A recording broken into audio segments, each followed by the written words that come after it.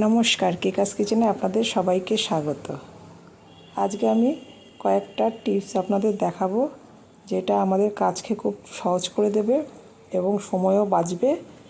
সেরকমই এখানে আমি এরকম একটা প্লাস্টিকের ট্রের মতো নিয়ে নিয়েছি, এরকম চৌকো মতো। এই ট্রেটা সবসময় খুব সহজে এদিক ওদিক করা যাবে কিছু জিনিস রেখে। সাধারণত আমরা যখন রান্না বান্না করি কিছু মশলা আলাদা ছোট ছোট কৌটোয় রেখে তারপর সেগুলো ব্যবহার করি। সবসময় বড় এরকম স্টিলের জার কিংবা বড় কৌটো নিয়ে রান্না করতে গেলে রান্নাঘরের জায়গাটা অযথা গ্যাঞ্জাম হয়।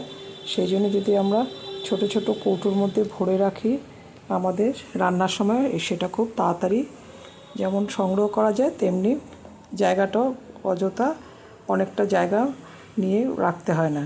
সেই জন্য এখানে আমি এরকম একটা প্লাস্টিকের ট্রে নিয়ে নিয়েছি। ট্রেটার মধ্যে আমি ছোট ছোট কৌটোর মধ্যে এরকম আমি আমার পছন্দসই ছোট ছোট কৌটো নিয়েছি। প্লাস্টিকের কৌটো নিয়েছি, আপনার ইচ্ছে হলে কাচের কৌটোও নিতে পারেন। এবং এর মধ্যে সমস্ত মশলাগুলি আমি আলাদা আলাদা এর মধ্যে ঢেলে এরকম একটা ট্রের মধ্যে সাজিয়ে নিয়েছি। খুব অল্প একটু জায়গার মধ্যে, 6 ইঞ্চি মতো জায়গার মধ্যে এই কৌটোগুলো সব এইভাবে যদি রেখে রান্নার সময় আমি এই ট্রেটাকে পাশে রাখি এবং প্রয়োজন মতো মশলাগুলো সব রান্নার মধ্যে দিতে পারি।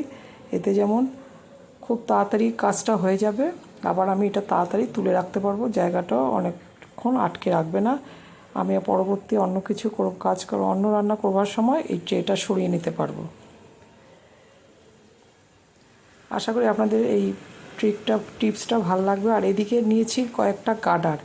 সাধারণত আমাদের গার্ডারটা প্রতি মুহূর্তেই প্রায় প্রয়োজন হয়ে পড়ে, রান্নাঘরেও গার্ডার কিন্তু লাগে। সেই জন্য গার্ডারগুলো যেখানে সেখানে রাখলে সবসময় পাওয়া যায় না। এখানে এরকম আমি একটা ছোট প্লাস্টিকের মশলার কৌটো নিয়ে নিয়েছি লম্বা করে। এইভাবে যদি আমি গার্ডারগুলো রেখে দেই, এই গার্ডারগুলো যেমন চোখে পড়ে এবং যখন আমাদের প্রয়োজন হবে তখন গার্ডারগুলো নিয়ে কাজে লাগাতে পারবো। এই অযথা গার্ডার এদিক সেদিক রাখা যাবে না, রাখলে পাওয়া যায় না কিংবা এদিক সেদিক খাবারের মধ্যে পড়তে পারে। এইভাবে আমি গার্ডারগুলো এখানে অনেকগুলো রেখে দিই, প্রয়োজন মতো সেটা নিয়ে নিই।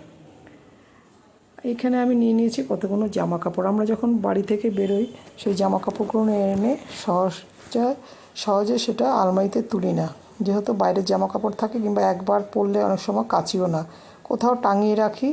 সেটা যেমন দেখতেও ভালো লাগে না, তাছাড়া অনেকটা জায়গাও দখল করে রাখে। সেই জন্য যদি জামাগুলো আমি একটু ভাঁজ করে এরকম ধরনের প্লাস্টিকের ব্যাগ, এরকম প্লাস্টিক আবার একটু কাপড়, এটা কাপড়েরও না, খুব হালকা, ভীষণই হালকা ব্যাগ। আমরা এগুলো দোকান থেকে খুব অল্প টাকায় কিনে নিতে পারি, কিংবা আমাদের থাকেও এইসব ব্যাগ অনেক সময় ঘরের মধ্যে, বা একটু অন্যরকমও থাকতে পারে।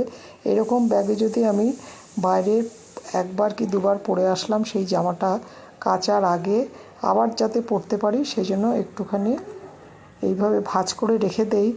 তাহলে একটার পর একটা অনেকগুলো জামা যেমন রাখা যায়, তেমনি হাতের কাছেও বেরোনোর সময় খুব তাড়াতাড়ি এই ব্যাগটার মধ্যে জানা থাকলে জামাগুলো আমি আবার নিতে পারি।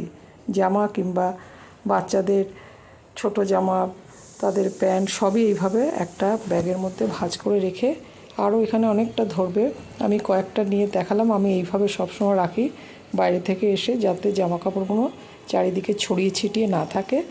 যেহেতু একবার দুবার পরলেই আমরা সেটাকে সাধারণত অকারণে কাচাকাচি করি না। এইভাবে আমি যদি এইভাবে গুছিয়ে রাখি, তারপর যদি এই ব্যাগটাকে একটু আড়ালে রাখলে চোখেও পড়বে না, অথচ আমার জিনিসটা ঠিক মতো থাকবে, কোনো রকম ময়লাও পড়বে না। এইভাবে রাখার আরেকটা সুবিধা হলো এর মধ্যে কোনো ময়লা পড়ে না, কোনো ধুলোবালি পড়বে না। আমি এরকম একটা দরজার পেছনে এরকম হ্যান্ডেলের মধ্যে এইভাবে ঝুলিয়ে রাখতাম। আশা করি আপনাদের এই টিপসগুলো ভালো লাগবে।